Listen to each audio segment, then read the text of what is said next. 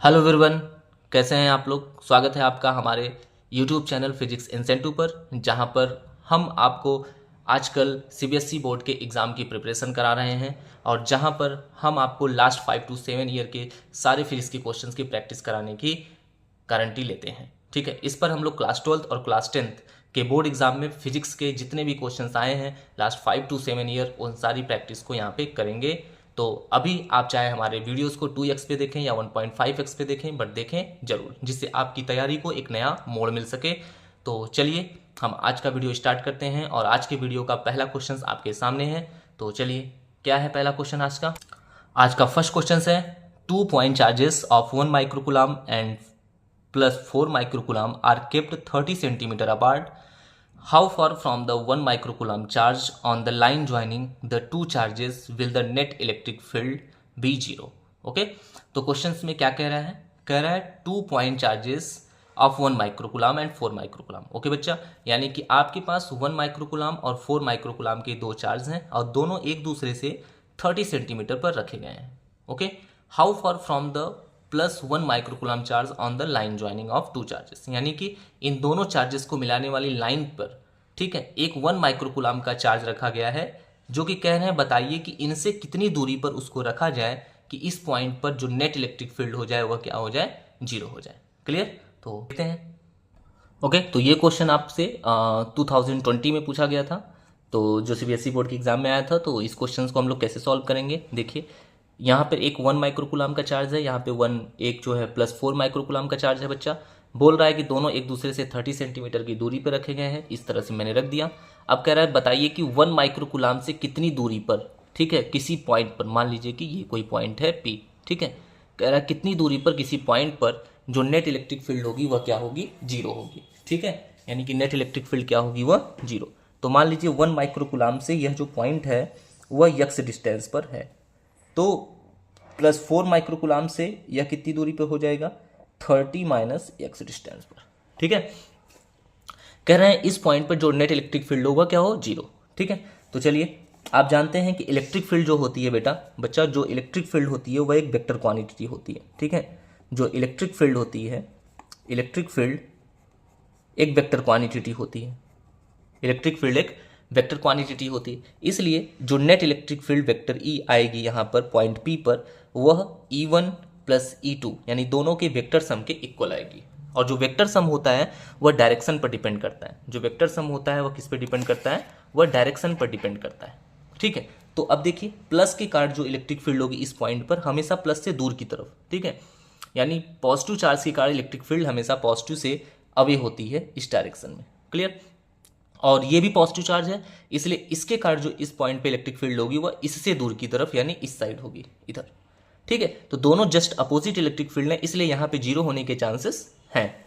तो अब हम लोग क्या करेंगे, तो इस 1 के कारण जो इलेक्ट्रिक फील्ड होगी वह E1 और +4 के कारण जो इलेक्ट्रिक फील्ड होगी वह E2, दोनों अपोजिट डायरेक्शन में है, इसलिए क्या हो जाएगा, माइनस हो जाएगा। ठीक है, तो E = यहाँ पे क्या हो जाएगा, E1। इलेक्ट्रिक फील्ड का फॉर्मूला क्या होता है, KQ/R², KQ/R²। ठीक है, तो ये Q1/R1² हो जाएगा पहले के लिए, और ये माइनस हो जाएगा KQ2/R², क्योंकि ये अपोजिट डायरेक्शन में है इसलिए माइनस हो जा रहा है। ठीक है, डायरेक्शन कैसे आई समझ गए, आपको आ गया होगा कि प्लस की कार्ड हमेशा डायरेक्शन उससे दूर की तरफ होती है। ठीक है, इसलिए ये भी प्लस है, ये भी, तो इसकी कार्ड फील्ड इधर और इसकी कार्ड फील्ड इधर। क्लियर, तो अब हम लोग यहाँ पे वैल्यू रखेंगे और सॉल्व करेंगे। उसने कहा है कि क्वेश्चन में कि नेट इलेक्ट्रिक फील्ड क्या हो, 0, तो नेट इलेक्ट्रिक फील्ड 0 हो गई। उसके बाद Q1 की वैल्यू है 1 माइक्रोकुलम, इसको कूलम में कन्वर्ट करेंगे तो 10⁻⁻⁶, और अपॉन में R1², R1 कितना है, x, हमने यहाँ से इसकी डिस्टेंस कितनी कंसिडर की हुई है, x, तो ये हो जाएगा x का स्क्वायर। ठीक है, आगे आगे देखिए, आगे क्या है, आगे हम लोग समझ सकते हैं यहाँ पे माइनस। ठीक है बेटा, माइनस, और ये हो गया K। अब उसके बाद Q2 की वैल्यू कितनी है, Q2 की वैल्यू है 4 माइक्रोकुलम, इसको कूलम में कन्वर्ट करेंगे तो 10⁻⁻⁶ से मल्टीप्लाई करेंगे, अपॉन यहाँ पे R, तो यहाँ पे R की डिस्टेंस कितनी है, 30 - x²। ठीक है, ये सेंटीमीटर में है, याद रखेंगे, ये डिस्टेंस यहाँ पे जो यूज हुई है वह सेंटीमीटर में यूज हुई है। क्लियर, तो अब हम लोग इसको सॉल्व करेंगे, तो जो भी चीज़ें कॉमन होगी कॉमन लेके उस साइड भेज देंगे तो 0 हो जाएगा, जैसे K और 10⁻⁻⁶। ठीक है, कॉमन है तो उधर चला गया, तो बचा क्या, तो बचता है हमारे पास 1/x² - 4/10⁻⁻⁶ 30 माइनस एक्स का whole square equal to 0। Clear. अब ये माइनस से उस साइड जाके क्या हो जाएगा बेटा, प्लस, तो ये हो जाएगा हमारा 1 upon x square equal to 4 upon 30 minus x का होल स्क्वायर। अब दोनों ही साइड का स्क्वायर रूट ले लेंगे, स्क्वायर रूट ले लेंगे तो स्क्वायर जो है वो खत्म हो जाएगा, और यहाँ 4 है तो 4 को हम क्या लिख सकते हैं, 4 को हम लिख सकते हैं 2 का पावर 2। ठीक है, तो अब सबका स्क्वायर है तो स्क्वायर स्क्वायर सबका कैंसिल हो जाएगा, तो बचेगा क्या आपके पास, आप देख लीजिए आपके पास जो बचता है यहाँ पे देख लीजिए क्या बचेगा बेटा, बचेगा जो वह 1 upon x is equal to 2 upon 30 minus x. Clear. Cross multiply करेंगे तो 30 minus x equal to 2x, ये माइनस एक्स उधर जाएगा प्लस हो जाएगा, 30 equal to minus x plus 2x हो जाएगा 3x, 3 से ये कट जाएगा तो x इक्वल टू आ जाएगा कितना, 10 सेंटीमीटर। ठीक है, इसका मतलब क्या हो गया, इसका मतलब क्या हो गया बेटा कि +1 माइक्रोकुलाम से x डिस्टेंस यानी 10 सेंटीमीटर पर जो इलेक्ट्रिक फील्ड होगी वह 0। तो इसका आंसर कितना आ जाएगा, 10 centimetre from 1 microcoulomb charge. Clear. तो ये 5 मार्क्स का क्वेश्चन था जो आपका 2020 में आया था। क्लियर। तो चलिए अब हम लोग देखते हैं नेक्स्ट क्वेश्चन। क्लियर। ठीक है, तो हमारा नेक्स्ट क्वेश्चन क्या है बेटा, जो कि डेरिवेशन है शायद, तो ये आया हुआ है a thin circular ring of radius r is charge uniformly so that it's linear charge density becomes lambda, derive an expression for the electric field at a point P at a distance x from it along the axis of the ring. Hence prove that at large distance x much greater than r the ring behaves as a point charge। ठीक है, तो चलिए हम लोग देखते हैं कि इसका सोल्यूशन कैसे होगा। ये था हमारा क्वेश्चंस। ठीक है, अब हम लोग नेक्स्ट इसका सोल्यूशन देखते हैं। तो इसका सोल्यूशन है, चलिए तो इसका हम लोग सोल्यूशन देखते हैं क्या है। कह रहा है यहाँ पर एक आपके पास रिंग है, ठीक है, जिसकी रेडियस क्या है, r है। ठीक है, तो ये रिंग हो गई, ये आपकी एक रिंग हो गई जिसका रेडियस है r, ये स्मॉल r इसकी क्या हो गई बेटा, रेडियस। ओके बच्चा। फिर कह रहे हैं इसके सेंटर से x डिस्टेंस पर, इसके सेंटर से x डिस्टेंस पर कोई पॉइंट यहाँ पर P है जिस पर हमको इलेक्ट्रिक फील्ड कैलकुलेट करनी है। ठीक है, तो हम इसके लिए क्या करेंगे, इस पूरे रिंग को जो यूनिफॉर्मली चार्ज की गई है, जिसकी चार्ज डेंसिटी लैम्डा है, हम लोग इससे इसके सेंटर से इसके एक्सिस पर किसी पॉइंट P पर इलेक्ट्रिक फील्ड कैलकुलेट करने के लिए हम लोग इसको छोटे छोटे एलिमेंट्स में डिवाइड कर देंगे। जैसे एक छोटा सा एलिमेंट यहाँ पे हमने डिवाइड कर लिया, मान लीजिए ये छोटा सा एलिमेंट क्या है, DL है। क्या है बेटा, DL। ओके बच्चा, ऐसे ही छोटे छोटे एलिमेंट से ये मिलकर के बना होगा। ठीक है, तो किसी एक के कारण हम यहाँ पे इलेक्ट्रिक फील्ड कैलकुलेट कर लेते हैं, और उसके बाद हम लोग क्या करेंगे कि यहाँ पर सारे के कारण जो पूरे रिंग के कारण जो इलेक्ट्रिक फील्ड होगी यहाँ पर इंटीग्रेशन कर दिया जाएगा। ठीक है, ठीक है, तो ये स्मॉल कंपोनेंट हमने DL मान लिया, और यहाँ पर इसके कारण जो चार्ज होगा वह भी हो जाएगा आपका DQ। चार्ज क्या हो जाएगा, वो आपका DQ। मान लीजिए कि इस स्मॉल कंपोनेंट से जो इस पॉइंट P की डिस्टेंस है, वह इस डिस्टेंस को हम लोग कंसीडर कर लेते हैं। इस पॉइंट P पर वह डिस्टेंस कितनी हो जाएगी, ये R है, ये x है, ये डिस्टेंस कितनी हो जाएगी बच्चा, ये हो जाएगी r² plus x square, r² plus x square, Pythagoras के अकॉर्डिंग। ठीक है, अब इस चार्ज कंपोनेंट के कारण यहाँ पर जो इलेक्ट्रिक फील्ड होगी वह किस डायरेक्शन में होगी, वह इससे दूर की तरफ होगी। और मान लीजिए ये थीटा एंगल बना रहा है, तो इसके यहाँ पे 2 कंपोनेंट होंगे, एक हॉरिजॉन्टल कंपोनेंट और एक वर्टिकल कंपोनेंट। ठीक है, तो ये देख सकते हैं, ये इस तरीके का थोड़ा सा ऐसे शो करेगा, ये होगा DE, इसके कारण इलेक्ट्रिक फील्ड। इसके 2 कंपोनेंट, ये होगा, ये थीटा है तो ये भी थीटा हो जाएगा। ठीक है, तो सॉरी, ये थीटा है तो ये भी थीटा हो जाएगा। तो इस तरह से ये वाला जो है वो हॉरिजॉन्टल कंपोनेंट होगा, ये हो जाएगा DE cos थीटा, और ये जो वर्टिकल वाला है ये है बेटा बच्चा हो जाएगा DE sin थीटा। ठीक है, तो इस तरीके से इस पॉइंट के कारण यहाँ पर जो चार्ज है उसके कारण जो है इलेक्ट्रिक फील्ड होगी वह DE होगी, और इसके 2 कंपोनेंट, एक हॉरिजॉन्टल DE cos थीटा और एक वर्टिकल जो है DE sin थीटा। क्लियर। तो ऐसे ही यहाँ पर अगर हम एक छोटा सा कंपोनेंट कंसिडर करें तो इसके कारण भी यहाँ पर जो इलेक्ट्रिक फील्ड होगी, अगर आप देख सकते हैं तो इसके भी 2 कंपोनेंट होंगे, इसके भी क्या होंगे, 2 कंपोनेंट होंगे, एक हॉरिजॉन्टल, ठीक है, जो इधर होगा, और दूसरा वर्टिकल जो कि इधर होगा। ठीक है, ये होगा ये DE, और इसके भी ये थीटा बनाएगा। तो यहाँ पर जो होगा वह आपका DE cos थीटा, इसके कारण, सेकेंड वाले के कारण, और ये जो होगा इधर वर्टिकल वो होगा DE sin थीटा। ठीक है। इस तरह से हमने एक इधर छोटा सा कंपोनेंट कंसीडर कर लिया, एक इधर, तो इसके कारण यहाँ इलेक्ट्रिक फील्ड आप देख सकते हैं एक हॉरिजेंटल और एक वर्टिकल, इसके कारण भी एक हॉरिजेंटल सेम डायरेक्शन में आ रही है, वर्टिकल इसके जस्ट अपोजिट। इस तरह से अपोजिट कंपोनेंट दोनों इक्वल और अपोजिट होने के कारण कैंसिल हो जाएंगे, जो नेट इलेक्ट्रिक फील्ड आएगी वह केवल हॉरिजेंटल कंपोनेंट के सम के इक्वल आएगी। अब ऐसे ही एक छोटा सा कंपोनेंट यहाँ होगा, इसका जस्ट अपोजिट यहाँ होगा, इसका भी जस्ट अपोजिट होगा, ऐसे ही हर छोटे छोटे कंपोनेंट्स के अपोजिट आपको मिलेंगे, तो सबके वर्टिकल कंपोनेंट्स आपस में कैंसिल हो जाएंगे, तो जो नेट इलेक्ट्रिक फील्ड आएगी इस पूरे रिंग के कारण वह इसके हॉरिजेंटल कंपोनेंट के सम के इक्वल आएगी, ठीक है। तो इस तरीके से पॉइंट पी पर इस रिंग के कारण जो नेट इलेक्ट्रिक फील्ड होगी वह net electric field is equal to क्या हो जाएगा, integration of d cos theta, horizontal component का इंटीग्रेशन मतलब सबको प्लस कर रहे हैं हम लोग, ठीक है, पूरी की पूरी रिंग के कारण। तो अब हम इसकी वैल्यू रख देंगे।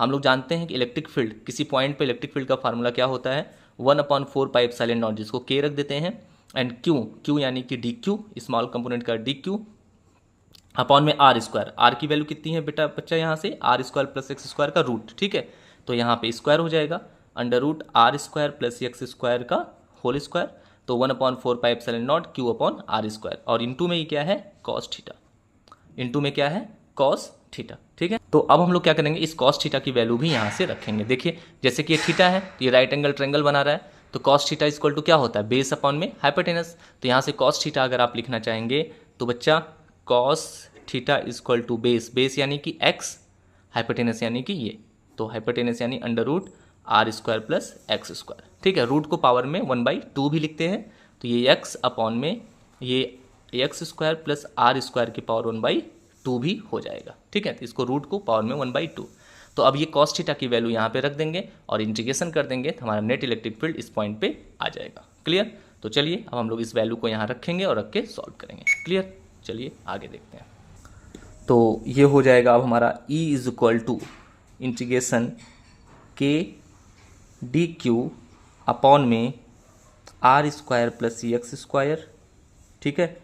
अब वहाँ पे यहाँ पे क्या था, रूट का स्क्वायर है तो रूट हट जाएगा, ठीक है, इनटू कॉस थीटा की value x upon r square plus x square की पावर 1/2, ठीक है। बेस सेम है तो पावर प्लस हो जाएगी, तो 1/2 में ये पावर 1 प्लस करेंगे तो ये कितना आ जाएगा बच्चा 3/2, तो इक्वल क्या आ जाएगा integration k d q upon, और ये एक्स अपॉन में क्या आ जाएगा x square, r square plus x square की power 3/2, r square plus x square की पावर 3/2, तो ये आपका आ गया क्या इंटीग्रेशन करने के बाद, ये इतना आ गया। अब हम लोग क्या करेंगे, के और r square plus x square की पावर 3/2 और एक्स, इन सब चीज़ों को कॉमन कर लेंगे और डी क्यू का इंटीग्रेशन। ओके, तो चलिए, तो यहाँ हम लोग अब देख लेते हैं, तो बच्चा क्या है हमारा, तो हो जाएगा हमारा ई इज इक्वल टू, ठीक है, तो k upon r square plus x square के होल पावर 3/2 और इंटू एक्स, बाहर कर लिए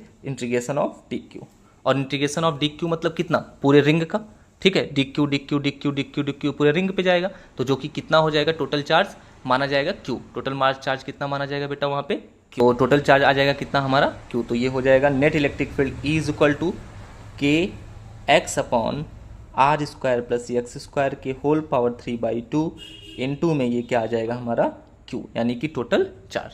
तो ये आ गई नेट इलेक्ट्रिक फील्ड इस सर्कुलर रिंग के कारण एट पॉइंट पी। अब यहाँ पर आप क्यू की वैल्यू रख देंगे, क्योंकि इसने बोला है कि जो चार्ज डेंसिटी यहाँ पर है वह है लैम्डा, तो लैम्डा के टर्म में आप इसकी वैल्यू चाहे तो यहाँ पे पुट करेंगे तो आपको एक नया फार्मूला यहाँ पर देखने को मिलेगा, ठीक है। तो चलिए देखते हैं नेक्स्ट क्या होगा। ओके बच्चा, तो यहाँ पे क्वेश्चन में बोला था x is much greater than r, x r से बहुत ज़्यादा बड़ा है, इसलिए हम लोग क्या करेंगे, आर को रिलीज कर देंगे, आर को हम लोग छोड़ देंगे, ठीक है। तो ये r square plus x square about x square के इक्वल हो जाएगा, तो यहाँ पे हो जाएगा ई इज इक्वल टू के की वैल्यू हम लोग चाहे तो रख दें 1/4πε0, और ये क्यू, ये हो गया हमारा क्यू, और इनटू में यक्स अपॉन में यहाँ पर यक्स स्क्वायर के पावर 3/2, आर को छोड़ दिया क्योंकि आर बहुत छोटा है, ये 2 से 2 कैंसिल, एक्स क्यूब आ जाएगा, एक एक्स से एक एक्स भी कैंसिल हो जाएगा, तो ये ई इज इक्वल टू आ जाएगा 1/4πε0 क्यू अपॉन में एक्स का स्क्वायर, ये आपका इलेक्ट्रिक फील्ड मिल रहा है।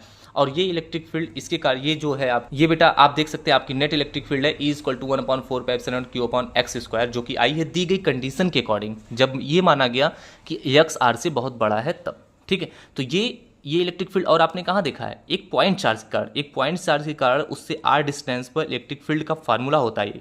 और इसने लास्ट में वही बोला था कि ये दिखाइए कि यह जो रिंग है, ये जो रिंग है जो यूनिफॉर्मली चार्ज है, वह एक पॉइंट चार्ज की तरह बिहेव करती है।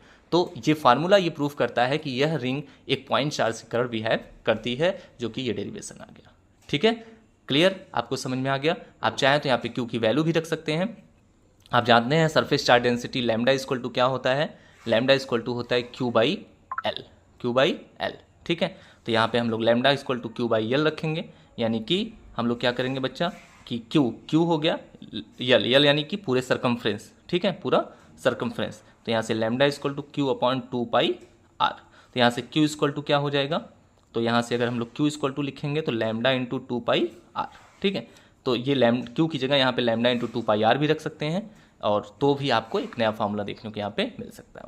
क्लियर, तो ये था सेकंड क्वेश्चन का सलूशन। ठीक है, चलिए हम आपको आशा करते हैं समझ में आ गया। अगर नहीं समझ में आया तो आप फिर से वीडियोस को पीछे ले जाइए और आप इस क्वेश्चन को अच्छे से समझ लीजिए, फिर भी कोई प्रॉब्लम है तो बताइए। ठीक है, अब हम लोग अपना नेक्स्ट क्वेश्चन देखेंगे जो इस चैप्टर से पूछा गया है लास्ट ईयर में। क्लियर, चलिए नेक्स्ट क्वेश्चन आप देख सकते हैं जो कि पूछा हुआ है 2014 में, ऑल इंडिया 2014 में। क्या है, 2 identical point charge Q each are kept 2 meter apart in air. A third point charge Q of unknown magnitude and sign is placed on the line joining the charges such that the system remains in equilibrium. Find the position and nature of Q, small q। ठीक है, तो आप ये देख सकते हैं ये third question है। हम लोग अब इस थर्ड क्वेश्चन के सॉल्यूशंस को देखेंगे, जो कि आपका 2014 और 2019 दो बार ये आ चुका है क्वेश्चन। ठीक है, तो चलिए हम लोग इसके सॉल्यूशंस को देखते हैं। तो क्या क्वेश्चन कह रहा है बच्चा, क्वेश्चन कह रहा है कि 2 पॉइंट चार्जेस Q ईच। ठीक है, 2 पॉइंट चार्जेस हैं। ठीक है, 2 पॉइंट चार्जेस हैं Q एंड Q। ठीक है, दोनों ही Q हैं और दोनों एक दूसरे से कितनी डिस्टेंस पे रखे गए हैं, 2 मीटर पर। दोनों एक दूसरे से 2 मीटर पर रखे गए हैं। एक थर्ड चार्ज है Q। ठीक है, जो कि इस लाइन ज्वाइनिंग पर ला करके प्लेस किया जाता है। ठीक है, तो एक +Q चार्जेस है जो इन दोनों को मिलाने वाली लाइन के ऊपर कहीं ला करके इसको ऐसे प्लेस कर दिया जाता है, Q। मान लीजिए इस पॉइंट P पर इसको प्लेस कर दिया गया। ठीक है, तो कह रहे हैं इस तरीके से इसको प्लेस किया जाता है कि ये जो एक सिस्टम बनता है ये इक्विलिब्रियम में रहे, किसी प्रकार का कोई अनबैलेंस या क्रिएट हो। तो कह रहे हैं तो बताइए कि इस चार्जेस से इसकी डिस्टेंस क्या होगी, कहाँ पर इसको प्लेस किया जाएगा। ठीक है, मान लीजिए इसको x डिस्टेंस पर प्लेस किया गया। तो इस तरह के क्वेश्चन सब कैसे करते हैं, चलिए हम लोग देखते हैं। ठीक है, तो चलिए इक्विलिब्रियम में रहेगा, यानी कि इस पर लगने वाला जो नेट फोर्स है वह क्या हो जाएगा बेटा, 0। यानी कि ये और ये दोनों मिलकर इक्वल एंड अपोजिट फोर्सेस लगाएंगे, तभी जाकर के इस पर लगने वाला नेट फोर्स 0 होगा और ये सिस्टम इक्विलिब्रियम में कहा जाएगा। ठीक है, तो पॉइंट P पर रखे Q पर लगने वाले नेट फोर्स 0 होगा, यानी इसके द्वारा लगाया गया फोर्स हम लोग देखेंगे F1 इक्वल टू 1/4πε0, जिसको K लिखते हैं, Q1 Q2 अपॉन में R², यानी यहाँ से इसकी डिस्टेंस कितनी है बच्चा, x²। ऐसे F2 यानी कि इसके द्वारा इस पर लगाया गया फोर्स हम लोग देखेंगे, तो Q1 Q2 अपॉन में R², यहाँ से इसकी डिस्टेंस कितनी होगी, 2 - x। यहाँ से इसकी डिस्टेंस कितनी होगी बच्चा, 2 - x। समझ में आ रहा है, ध्यान से पढ़िए, अच्छे से पढ़िए, ताकि आप लोग बोर्ड में एक अच्छा मार्क्स ले आएँ। और हम पूरा प्रयास करेंगे कि आपको एक अच्छे मार्क्स दिलाने की। ठीक है, हम पूरा मेहनत से आपको हर 5 to 7 ईयर के सारे क्वेश्चंस प्रैक्टिस कराएंगे, इसलिए आप हमारे वीडियो बने रहें। और अभी तक अगर आपने लाइक और शेयर नहीं किया है तो प्लीज़ लाइक और शेयर कर दें, और इसको सब जरूर अपने दोस्तों तक पहुंचा दें, और हमारे चैनल को सब्सक्राइब जरूर कर दें। ठीक है, हम आपके लिए मेहनत सिर्फ ये आपके लिए ही कर रहे हैं। ठीक है, तो Q ये हो गया हमारा F2। अब ये इक्विलिब्रियम में है, इसलिए ये दोनों फोर्सेस क्या होंगे बेटा, इक्वल एंड अपोजिट होंगे। तो हम लोग क्या यहाँ पे करेंगे, तो F1 यानी vector F1 equal to vector F2। तो बेटा इनका मैग्नीट्यूड क्या होगा, वह इक्वल, यानी mod of vector F1 equal to mod of vector F2। Magnitude equal होगा, तो हम लोग क्या करेंगे, इसकी वैल्यू रख देंगे, तो Q into Q upon x², F1 के लिए इक्वल Q अपॉन 2 - x का होल स्क्वायर F2। ओके, अब देखिए ये Q ये इससे ये कैंसिल हो गया, क्रॉस मल्टीप्लाई हो जाएगा, ये इधर और इधर, इधर 1 इधर भी 1, ठीक है। तो ये हो जाएगा हमारा क्या, 2 माइनस एक्स का whole square equal to x square, square square cancel हो जाएगा, ये उधर चला जाएगा तो हो जाएगा 2x इक्वल टू 2, ये 2 कैंसिल, यानी x इक्वल टू क्या आ गया बेटा 1 मीटर, x इक्वल टू कितना आ गया 1 मीटर। इसका मतलब ये Q से 1 मीटर की डिस्टेंस पर, यानी बिल्कुल मिडिल पर हम इसको प्लेस करेंगे तो ये हमारा जो सिस्टम होगा वो बैलेंस में होगा। तो ये हमारा आंसर आ गया पहला कि इस चार्ज को कहाँ प्लेस करेंगे, ठीक है। अब ये चार्ज का नेचर पूछ रहा है, अब हम लोग चार्ज के नेचर को यहाँ पे देखने वाले हैं, क्लियर। तो चलिए ठीक है, अब चार्ज के नेचर को निकाल, याद रहे इस तरह के जो भी क्वेश्चंस आते हैं अगर पोजीशन निकालनी है तो हमेशा हम इस मिडिल वाले जो चार्ज हम रख रहे हैं उस पर लगने वाले नेट फोर्स को जीरो दिखाएंगे, यानी कि इसके द्वारा और इसके द्वारा लगाए गए फोर्स को इक्वल दिखा के सॉल्व करेंगे। और जब उस चार्ज का नेचर दिखाना होगा, यानी कि नेचर निकालना होगा, तो हम लोग क्या करेंगे, हम लोग किसी इस चार्ज पर या इस चार्ज पर नेट फोर्स देखेंगे, ठीक है। तो इस चार्ज पर अगर हम लोग लेते हैं नेट फोर्स कितना होगा, तो इस चार्ज पर ये भी फोर्स लगाएगा और ये भी फोर्स लगाएगा, तो इस चार्ज पर लगने वाला जो टोटल फोर्स होगा वो 0, ठीक है। यानी अगर मान लें ये पॉइंट ए पर है, ये बी पर है और ये पी पर है, तो पॉइंट ए पर लगने वाले रखे गए चार्ज के ऊपर लगने वाला नेट फोर्स जो होगा वो 0, और जो कि कौन फोर्स लगाएगा, एफ पी पर, यानी यहाँ पे पी पर रखा हुआ चार्ज जो है वो फोर्स लगाएगा, ठीक है, और प्लस बी पर रखा हुआ चार्ज जो है इसके ऊपर फोर्स लगाएगा, यानी कि बी पर रखा हुआ चार्ज ए पर लगाएगा फोर्स, पी पर रखा हुआ चार्ज ए पर लगाएगा फोर्स, ठीक है। तो ए पर रखा हुआ जो चार्ज है उस पर लगने वाला नेट फोर्स जो होगा वह 0 होगा, ठीक है, जब हमको चार्ज की क्वालिटी यानी कि चार्ज की चार्ज का नेचर निकालना हो तब ये कॉन्सेप्ट यूज करेंगे, ठीक है। तो अब हम लोग इसको 0 करके इसकी वैल्यू रख के सॉल्व करेंगे तो कैपिटल क्यू की वैल्यू आएगी। तो चलिए करते हैं। तो ये क्या हो जाएगा बच्चा, तो हम लोग देखेंगे तो इसकी वैल्यूज़ यहाँ पे ये देख लीजिए, ठीक है। तो ये 0 और ये क्या हो जाएगा के Q1 Q2 अपॉन में आर स्क्वायर यानी कि एक्स स्क्वायर, ठीक है। और इसके बाद ये प्लस एफ बी ए, ये क्या हो जाएगा के Q1 Q2 Q, ठीक है। तो क्यू स्क्वायर अपॉन आर यानी कि ये पूरा 2 का स्क्वायर, ठीक है बच्चा। अब हम लोग क्या करेंगे, इसको इधर भेज देंगे, तो k q upon x square equal to minus k q square upon 2 का स्क्वायर, ठीक है। आप देख सकते हैं ये। अब हम लोग क्या करेंगे, यहाँ से के कैंसिल, एक क्यू से एक क्यू भी कैंसिल हो गया। अब यहाँ से हम लोग देखेंगे एक्स की वैल्यू आप निकाल ही लिए हैं, कितना आया है 1 मीटर, यहाँ रख देंगे। तो यहाँ से capital q is equal to आप निकालेंगे तो एक्स यहाँ चला जाएगा, तो माइनस एक्स स्क्वायर, ठीक है, और ये क्यू अपॉन में ये 2 का स्क्वायर 4, ठीक है। इसकी वैल्यू 1, तो ये आ जाएगा माइनस क्यू बाई 4, कितना आ जाएगा माइनस क्यू बाई 4, यहाँ पे देख ले रहे हैं। तो ये आप देख सकते हैं कैपिटल क्यू की वैल्यू क्या आ गई, कैपिटल क्यू की वैल्यू आ गई माइनस क्यू बाई 4, यानी कि ये जो बीच में रखा हुआ चार्ज है उसका नेचर क्या होगा, नेगेटिव होगा, और प्लस यहाँ के रखे गए चार्ज का 1/4 टाइम, ठीक है। तो इस तरीके के क्वेश्चंस आते हैं। तो इस तरीके के क्वेश्चंस करने का आपको तरीका समझ में आ गया कि जब भी पूछे कि कोई सिस्टम है जो 2 चार्जों से कुछ डिस्टेंस पे रखा गया है, अब वहाँ पे कोई चार्ज कहाँ प्लेस करें कि वह सिस्टम इक्विलिब्रियम में हो, साथ ही साथ उस अननोन चार्ज का आप मैग्नीट्यूड भी बताइए और उसके नेचर बताइए। तो आपको जब पोजीशन निकालनी हो तो हम इस रखे हुए चार्ज के ऊपर टोटल फोर्स 0 देखेंगे, और जब नेचर निकालना होगा तो आइदर साइड रखे हुए चार्ज पर इसकी नेट फोर्स को 0 लगा के हम लोग उसकी नेचर को देखेंगे। समझ में आ गया। तो इस तरह से बीच में रखा गया चार्ज Q से 1 मीटर के डिस्टेंस पर और नेगेटिव होगा, साथ ही साथ आइदर साइड रखे हुए चार्ज का 1/4 होगा। क्लियर, आशा करते हैं आपको समझ में आ गया होगा। तो चलिए हम आज का वीडियो यहीं पे ख़त्म करते हैं। अगले वीडियो में हम और भी क्वेश्चंस लेके आएंगे जो लास्ट ईयर के होंगे और आपके लिए बहुत ही ज़्यादा यूजफुल होंगे। तो आपने मेरा चैनल सब्सक्राइब नहीं किया है तो सब्सक्राइब कर दें, ताकि अगला आने वाले वीडियोस के आप क्वेश्चंस मिस ना करें और आप अपने लिए एक अच्छे मार्क्स सिक्योर कर सकें। Thank you so much.